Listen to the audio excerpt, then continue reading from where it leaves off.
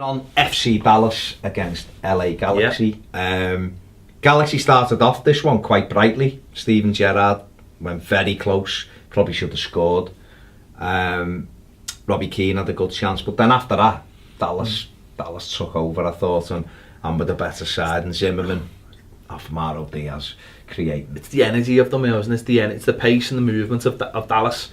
I don't think a team like Galaxy can cope with that, not for a whole game anyway. No. There's just too much movement, and they got but oddly they got the goal in the most sort of old-fashioned way you get it, from a set piece. So Dallas top, as you say. There's a chance that Colorado can take it. Galaxy are in the playoffs though. They've got there by I think Colorado winning their game, so they're guaranteed. So they've got a sort of, Galaxy needs to focus now on. Want to finish as high up. Yeah, well, obviously they want to finish as high up, and they've got to focus now whether they, for the next couple of games, and think, what do we do? Do we maybe rest a couple to get them ready? Because they have got old legs. Robbie Keane in and out, Gerrard in and out. Obviously, Landon Donovan's come back now, and he's not going to be anywhere near the player he was. But you want him to do what he did against Sporting Kansas a couple of weeks ago, just nicking a goal. Yeah. No, I think it'd be very hard for LA Galaxy to win MLS Cup this. I just don't think they've got enough, which is odd considering how many good players they seem to have. But it's probably legs, really, isn't it? Yeah, they are. They're an old-fashioned US soccer team. When I say old-fashioned, I mean the 70s, just full of old footballers. I think the thing for them, the 3 wins on the road. For a team that has a lot of talented players. There ain't that many good away records though with this season in MLS. There isn't, but New York City got 7 road wins. So, in the Western Conference, Dallas have got 5, haven't they? I mean, Vancouver Whitecaps, who are the second bottom, have got 4 wins on the road. So, it can be done. Yeah. But it's one of them, isn't it? But no surprise, Dallas still top there. Like we said, obviously Colorado, if they won their games, could overtake them, but you've got to win the games, haven't you, first and foremost. San Jose 2, Real Salt Lake 1. A lovely goal in this one, Ped, for San Jose. Simon Dawkins. Lovely little 2 flicks and a good finish. Yeah, it was a nice goal. Didn't expect this. I thought Real Salt Lake would actually win this game. I fancied them to win this, and my prediction was reversed. So it's a good win for San Jose. It doesn't really do anything for them, but it's a bit of a dent to Real Salt Lake's. Obviously, they're in the playoffs pretty much anyway. But again, they're just a little bit down. You want to obviously want to finish as high as you can. And with LA Galaxy losing, if they'd won, they could have. They'd be really pushing for 3rd place. Again, it's all about the advantages of finishing as high as you can. So. And they'd only be 3 points off Colorado Rapids, and it's all, I mean, Real Salt Lake have had a good season away from home, 10th defeat. That's probably the reason why they tailed off a bit. They got level. Justin Glad with a header came back off the post and went in off Bingham, who made 2 or 3 absolutely fantastic saves in the game, and then Alashe won the game for San Jose. Like you said, doesn't really do anything for them. They're still missing a couple of players, aren't they? And they need. How can they improve themselves, San Jose? Because they just missed out last year. They've missed out again. There's not enough, and you could say this for the majority of MLS teams. There's not enough investment in this, and I think you just need that. It's strange though, they got a new stadium and everything. But maybe that's the investment for the time being, and it's about maybe bedding in there and then going again. You don't know what the money's been put into there, and they're still a fairly young club. So it's about establishing yourself, trying to get into the old playoff. The gem they have got, Wondolowski, is I suppose he's running out of time. Yeah. And you want to complement him with and put better players around them. But I suppose that's no different from other teams having sort of older European kind of players. It doesn't. But other teams complement their players. That's what San Jose need to do. They've got a very workmanlike team. They need to start complementing getting it. Because, I mean, you know, I'm sure San Jose's a nice place to live. You know, I'm sure a few people would be attracted living there. Yeah. So, start spending the money. They need assistance for Wondolowski, you know. America missed, you know, we started off okay, but he's faded off, and you need someone else. You can't just have one fella who you rely on, because when his goals dry up or he gets injuries, he's getting older, he's going to take longer to get over things, although he has just been called up to the national squad for the next games. But a good win for San Jose keeps them, you know, it makes them feel good, if nothing else. If nothing else, because they're not getting in the playoffs. No. Another team that are now officially out of the playoffs is my Orlando City side, beaten at home again. Went 18 games without losing a home game, and then I've spectacularly fallen away. Again, this one, missed chances early on, half time 0-0. Lost David Matias, Seb Hines come on, and within about 3 minutes they tried to push up. Dominic Adjoro races through and wins the game. It's weird with Orlando. I mean, you can tell me more, but they used to be involved in a lot of like entertaining games, and what it seems to me is that Jason Keats has come in and he's tried to tighten them up, and by tightening them up, he's got rid of their goal threat. But they still concede the odd goal, and that goal is normally key to them losing the game. Or, do you know what I mean? It's like they haven't got the balance. Right. So you know, whereas before Kyle Adam was always popping up with goals, he doesn't seem to be popping up with much at the moment. Kaká's obviously diminishing returns, but it just doesn't make any sense. It's talking to Chris about this last week, because last week the 3 previous games of that they conceded 4 goals in every game, so they've been spanked, but they'd only got ones. Where underage, and listen, you know, some people will be saying give Christ a chance and all that, and you've got to, because it is a crisis. See what I did there? That they haven't made it. But underage and Heath, they would score loads of goals and they concede loads of goals, and then they seem to stop scoring loads of goals and still conceding loads of goals.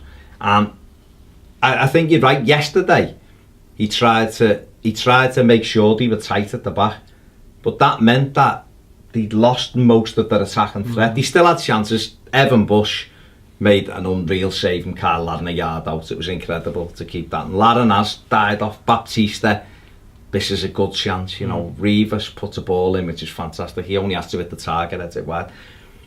But it just feels very flat at the moment for Orlando, and it didn't. It felt really exciting. Exactly. I think they made a mistake getting rid of Baz and Ped. Simple as that. I think they should have given him for the rest of the season. They made a judgment call.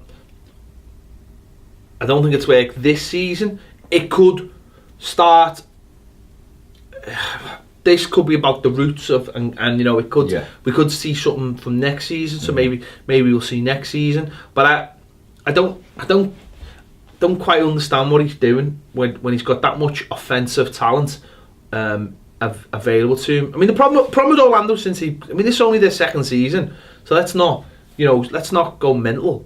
And they've got a bright future. You know, we've seen pictures last week of the new stadium and stuff, and it all looks great, even though it's too small. But he's got so much offensive. And Adrian Heath seemed to use that, and it was like, well, and with his Adrian Heath, you felt like they were very unlucky on times, especially with referee decisions, of course. And it always felt exciting, and okay, they went for a little bit of a period this season where it was a bit dodgy, they had no Kaká and stuff, and now it just feels like you used to be entertaining, now you're boring, and you're still losing games. What's the point? Do you know what I mean? What is the point? There was a little bit of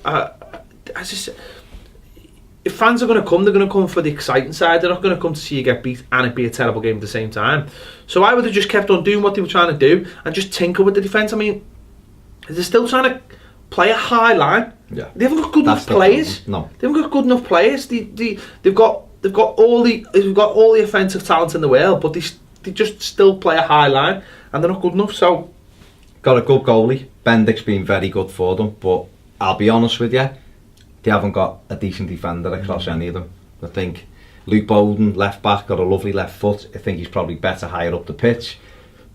Kevin Alston, right back, is fast, but he doesn't defend. Rafa Ramos can't get in. You thought he was decent. 2 centre halves are hit and miss. Seb Hines hit and miss. So he needs, now he's got 2 games to play. I would literally go back and just try and entertain the crowd for the last 2. Are we maybe seeing how important Winter? Aaron Winter was. It dropped, right, but in all fairness, they lost Heath and then lost him through personal reasons. Yeah, of course. But he was massively important. He was probably at that time, he was the standout player for them, and they lost him. Even though Kevin Molino's had a good season, and he has, and Kaka's still got 8 goals and 8 assists. The big problem for me is not Chirino. Was Winter like the pivot point? Like, you know, you have the balance between attack and defence. Possibly, he was such a hard worker, and he was so fast that it was a big miss for him when he went, and he just there's no balance. And I think what Jason Christ has to do in the off season is got to go and get some good defenders in, and it like that, we've said it a million times, but the likes of Liam Ridgewell, who will literally just pull people into place and organise. And the other thing I think, Ped, as well, before we move on very quickly, I think next season they will play much better on grass, and I think it suits them. They've had some good wins away on grass when they're on the turf. I don't know. I think it will help them. Depends how long the grass lasts. It'll be that big spongy yeah, big spongy Florida stuff. It is mad Florida grass. But anyway, they're out. Montreal just secured themselves into that place. Good to see Dominic Adjoro back with a goal. Obviously Didier dropped, but it was AstroTurf, so he sat on the bench with a big towel on his head. Not fighting with people. Directing things. You know, and obviously didn't want to give it the big one in the Florida heat. But a good win for Montreal, safely into those playoffs. Disappointing for Phil Rawlins and Orlando City, but they will have to go again next season. Montreal done enough. They still mathematically can be caught by the Rebs, but I don't think it's going to happen. The final game of the weekend saw the form team at the moment. You talk about a team having momentum. It didn't look possible when Siggy Schmidt was there. They got rid of Siggy, and they are now, so let me get the league table up, into 5th, comfortably, 4 points and a game in hand. Win that game in hand, and they're in the playoff. I think, The Sounders, right, Brian Schmetzer, since he took over, he's won 6, drawn 3 and lost 1. And he took over on the 26th of July, which is a fantastic. I mean, nobody saw it coming. Obviously Ladero came in and he's made a massive difference to them. But I mean, that's an impressive turnaround. And at the time we said for the weeks before it had to be done because they were gone. We'd watched something similar last season, so we knew all about it when players just don't care about playing for the manager anymore. It's a sad state of affairs, but it's like going into any job and just being numb to the whole thing, unmotivated and numb to the whole thing. And he's come in, he's done a great job, and he's getting players playing, and this was a difficult game on paper. They've gone behind, and they've come through, and Brad Evans is the hero, scoring the penalty, and then gets himself sent off for a wayward swing of the head. After it looked like the guy tried to give him a kiss on the cheek. It was very, very mad. Vancouver, of course, had lost the player as well for a bit of a strange, Morales I think it was, for a strange elbow. Anyway, it was a great win. They've been fantastic. What a turnaround. Obviously Vancouver, who were brilliant last year, second bottom now in the conference as well. Just a side note to that, Clint Dempsey ruled out for the season with that irregular heartbeat. They're not sure. They're hoping that he's fine for next season, but obviously we wish Clint a speedy recovery. In that, Jordan Morris has really come to the fore, and he was pivotal again. I mean, he's been outstanding. 14 goals this season, I think it is. He's been outstanding for them, and has been a real plus point for them. And he's took over. We spoke about not replacing Obafemi Martins, but he's come on strong, hasn't he? He's done really, really well, and as you say, as the season's gone on, he's got better as well, and sort of come out of his shadow and just sort of got rid of the obviously the promise and and all that kind of thing. And I think there was a lot of weight on his shoulders as well from like a US national standpoint, that's all gone now. That's on someone else now. So yeah, it's great turnaround. It's a good turnaround, and they've got a lot of momentum going in. That key word again, momentum going into the playoffs. Yeah, Ladero, of course, missing with a hamstring injury at the weekend. If they get him back fit, he can unlock any defence. The Caps, very quickly, disappointing season. They were very good last season. Rubbish. Yeah, often. Home record's just abysmal from what it was. From what it was. Yeah. Very, very disappointing. Just a few points to finish on before we wrap all this up. First of all, your goal of the week. We whittled it down. It was Affle for Columbus Crew, Dawkins for San Jose. It's Affle. It's Affle. That's it. Not Josie? No. I agree with you. It is Affle. Affle is our goal of the week. The Golden Boot race. Let's go through that. Bradley Wrightfield at 21. David Villa 21. Then there's Giovinco 16. Dom Dwyer 16. Piatti, Ola Kamara and Addy with 15. Who's going to get it? BWP or Villa? Who would your money be on? Your smart money? I think Villa. Would it? Yeah, I think Villa. Okay, fantastic. The top assist, Sasha Kleshin, 17 assists. Giovinco, 13 assists to go with the 16 goals. Diaz, 12. Dos Santos, 12. Feilhaber, 12. Steven Gerrard, 11. Surprised he's in... Didn't know that you get that many assists from not playing. From a bar somewhere. Well, you say the bar.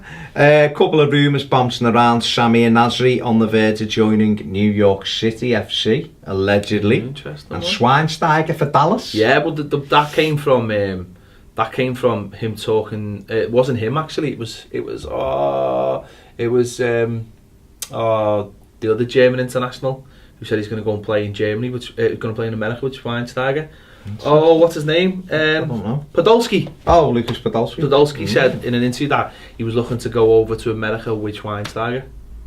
That'd be alright. So Podolski at San Jose, Schweinsteiger at Dallas. That's what he said. Obviously, Jürgen Klinsmann was mooted for the England job before Big Sam got it. Yeah. His name's bounced up again. Nah. Don't want him? Not happening. No, he can stay where he is. Sam Allardyce apparently has decided that he wants to go managing the US. Maybe that's the only place left. Maybe he thinks, yeah. I don't think he's being linked with Minnesota, although I think Adrian Heath is the favourite for that one. So no, you're not thinking Big Sam? No. Siggy Schmidt to LAFC? No, Siggy Schmidt just retire. God's sake. Okay, if you had to choose MVP for the season at this stage, who would you go for? Giovinco. Still? Yeah. 16 goals, 16 assists. 13 assists, 16 goals, 13 assists. Sasha Kleshin, no. 17 assists, he's been fantastic. Nah, scored any goals or has he? David Villa, he's got a few, John Barry. David Villa, no. You going for Giovinco? Yeah. There you have it. Ped has gone for Giovinco. Just before we wrap up, what about managers coming here? Bob Bradley, yeah, very quickly, yeah. Swansea manager today. Be interesting, won't it? I was asked, I'd done the social club today, I was asked about him, people were unimpressed, but I think he'd done well with the United States. I think 2010 I think he's done well with the United States, and I also think he deserves his chance, because he was the coach United States, he done really well, and then it was a case of, he didn't say, right, I'm going to sit here and I'm not going to sit here and sort of go back to an MLS team and just whittle my way through and have us eat. Is there a piece of paper there? Oh my God, I'm getting asked for pieces of paper. Carry on, yeah, because I've got some quotes. And then he went to become the Egypt coach when it was the spring uprising and all that malarkey. So that wouldn't have been very good for him, but he kept on doing it.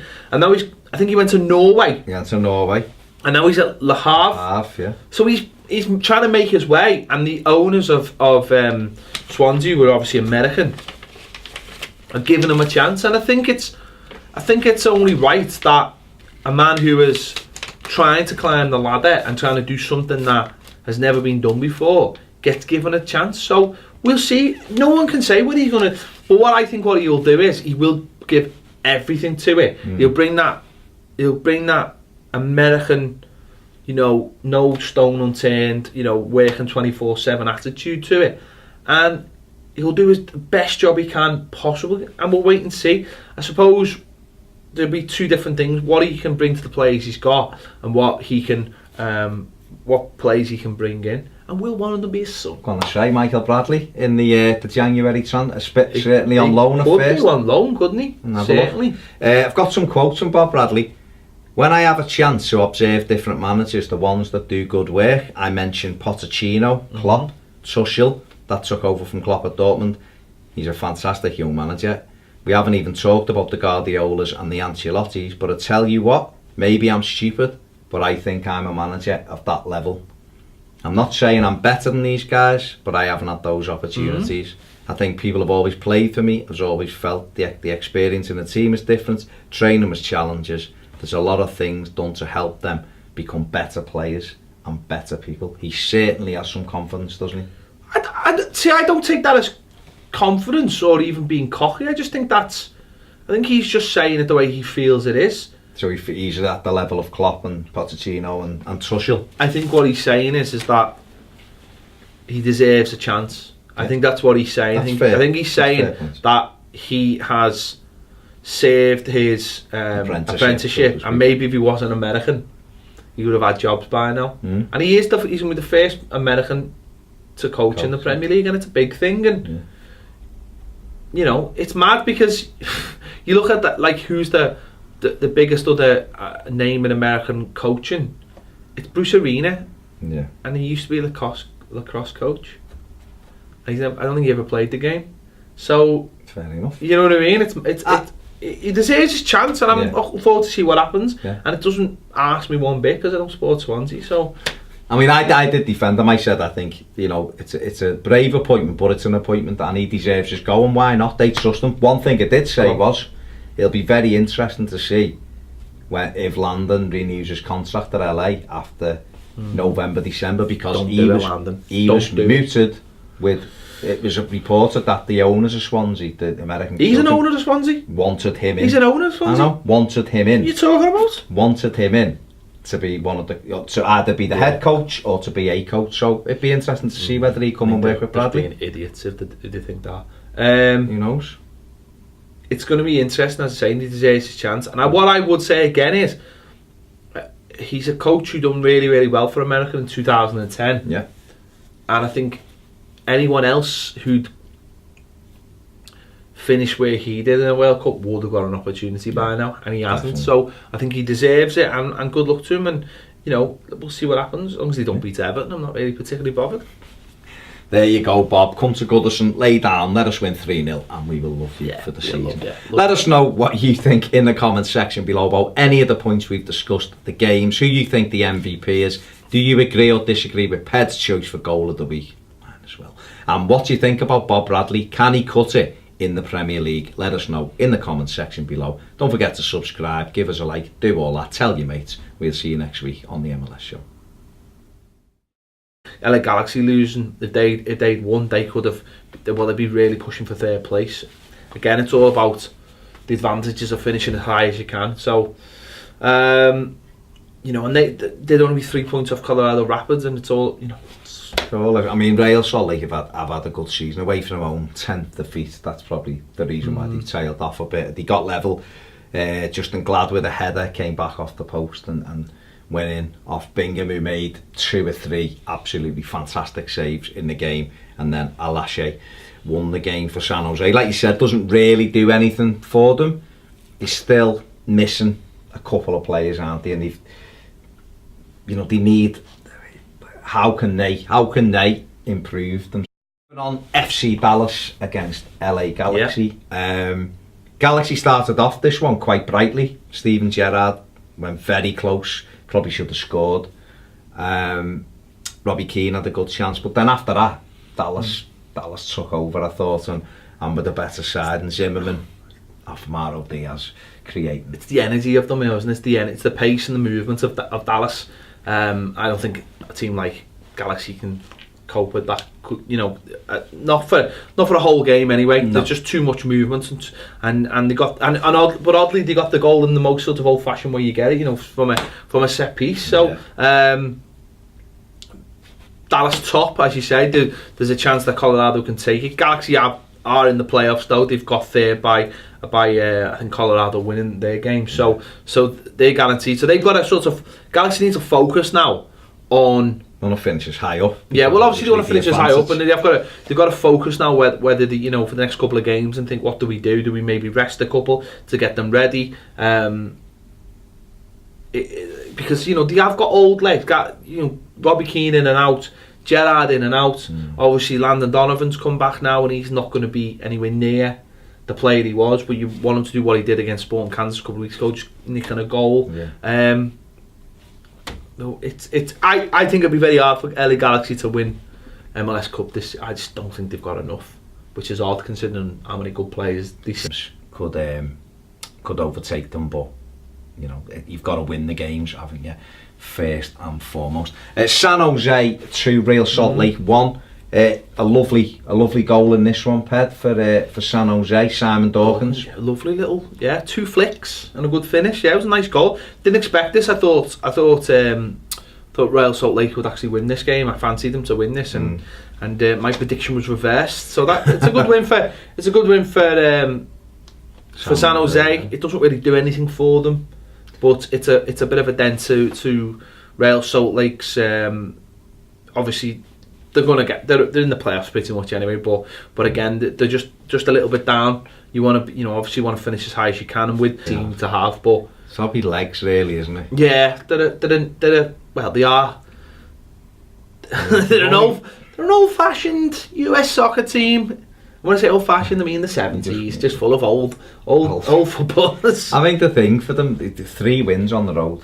You know, for a team that has a lot of talented players. There ain't that many good away records though with this season in MLS. There isn't, but New York City got 7 road wins. So, you know, in the Western Conference, Dallas have got 5, haven't they? I mean, Vancouver Whitecaps, who are the second bottom, got 4 wins on the road. So, it can be done, but it's one of them, isn't it? But, no surprise, Dallas still top there. Like we said, obviously Colorado, if they won their game,